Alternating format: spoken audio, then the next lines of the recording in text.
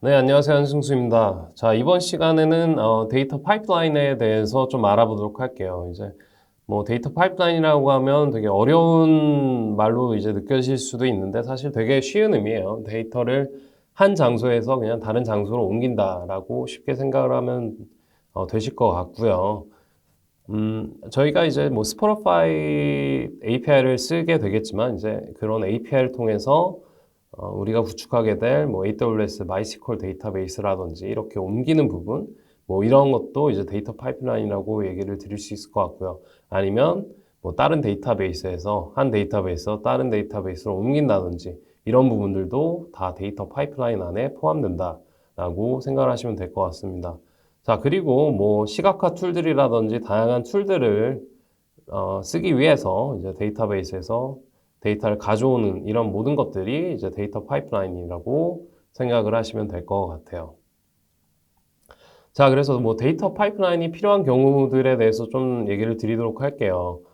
자, 만약에 이제 우리 서비스가 뭐 마케팅 데이터, 뭐 페이스북이라든지 구글에서 발생하는 마케팅 데이터 아니면은 뭐 카페24나 뭐 샤프파이나 뭐 이런 다양한 호스팅 업체에서 오는 데이터라든지 뭐 CRM, 뭐 ERP 이런 데이터들이 다양한 곳에서 생성이 되고 우리가 그 데이터를 통해서 필요한 서비스 그 데이터를 통해서 어떤 가치를 추가적인 가치를 창출해야 되는 서비스다라고 하면은 이렇게 이제 데이터 파이프라인이 필요하게 됩니다.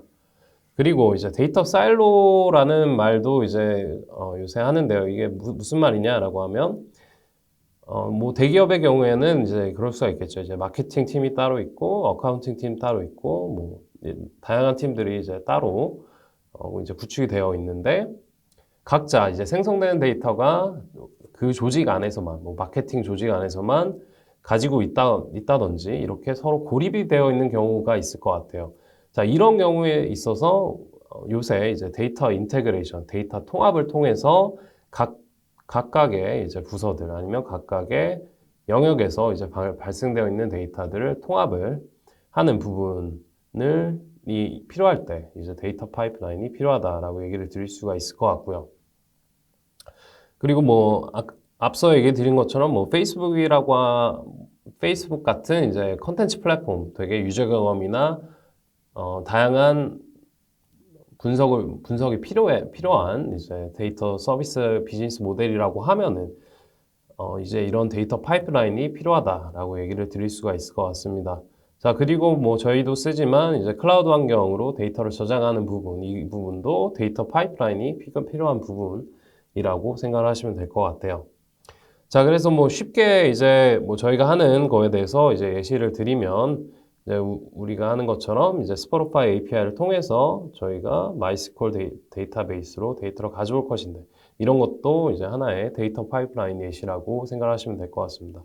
자, 이렇게 쉬운 예시도 있지만 어, 저희가 이제 앞으로도 이제 구축할 내용에서 정말로 데이터가 어디서 생성이 되고 그리고 끝에 서비스에서 어떤 식으로 사용이 될 건지 이렇게 큰 그림에서 어떻게 데이터 파이프라인이 가는지 이거를 이제 데이터 아키텍처를 할 때 고려를 해야 된다라고 얘기를 드리고 싶습니다.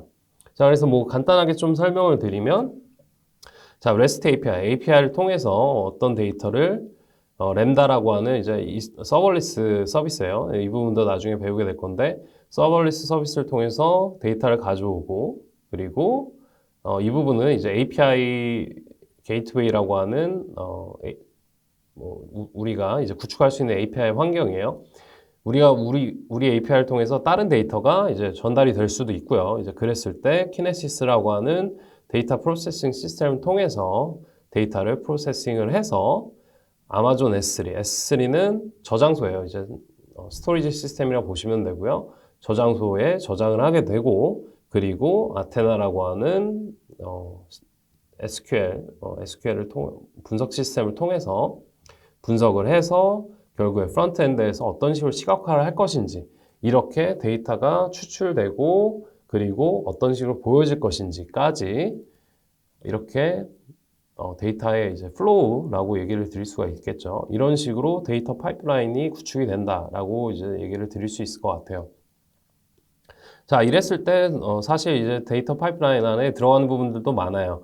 여기 안에서 어떻게 램다가 작동을 할 것인지, 뭐 하루에 한 번 작동을 할 것인지, 아니면 뭐 1분에 한 번씩 작동할 것인지 이런 스케줄링 부분들부터, 그리고 데이터가 랜딩이 됐을 경우, 데이터가 저장이 됐을 경우만 뭐 우리가 분석을 하겠다라든지, 그리고 분석을 한 것들을 우리가 지속적으로 저장한 것들을 가져오는 것이 아니라 잠깐 뭐 다이나모DB라고 하는 되게 빠른 어 이제 잠깐 저장을 하기 위해서 이 부분을 쓴다라든지 이런 여러 가지 부분들을 고려해서 아키텍처를 그려야 된다라고 얘기를 드리고 싶습니다. 자, 그래서 이제 이렇게 데이터 파이프라인을 이제 구축을 해야 될 때 이제 크게 세 가지를 이제 좀 고려를 해야 될 것 같아요. 자, 만약에 이제 우리가 데이터가 뭐 100개가 있을 수도 있지만 오늘 우리가 100개만 가져올 수도 있지만 뭐 내일은 뭐 1000만 개를 가져올 수도 있겠죠.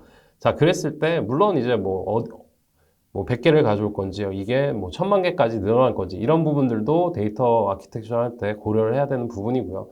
고려를 해야 되는 부분에 있어서 이게 만약에 데이터가 기하급수적으로 늘어났을 때도 작동을 할 것인지, 그래서 스케일을 할 수가 있는지, 확장이 가능한지를 먼저 이제 생각을 하셔야 된다라고 얘기를 드리고 싶고요. 그리고 이렇게 구축한 것이 스테이블한 건지, 안정성이 있는지, 뭐 에러나 뭐 이렇게 다양한 데이터 시스템을 통해서 발생하는 부분들을 어떻게 모니터링을 할 것인지, 그래서 어떻게 스테빌리티를 갖출 수 있는지를 고민해야 된다라고 얘기를 드리고 싶습니다. 자, 그리고 뭐 마지막에 이렇게 데이터가 한 곳에서 다른 곳으로 데이터 파이프라인에서 이동을 했을 때 우리가 보안은 어떻게 할 것인지, 리스크는 어느 정도가 되는지에 대해서도 고민을 해야 된다라고 얘기를 드리고 싶습니다. 자, 이렇게 이제 다양하게 데이터 파이프라인을 이제 구축을 할 때 우리가 고려를 해야 되는 부분, 그리고 예시를 통해서 알아봤는데요. 이제 이런 부분들을 더 알아보고 우리가 어떻게 스포티파이 데이터를 통해서 어떻게 엔드 서비스까지 만들 것인지에 대해서는 이제 다음 시간에 더 알아보도록 하겠습니다. 감사합니다.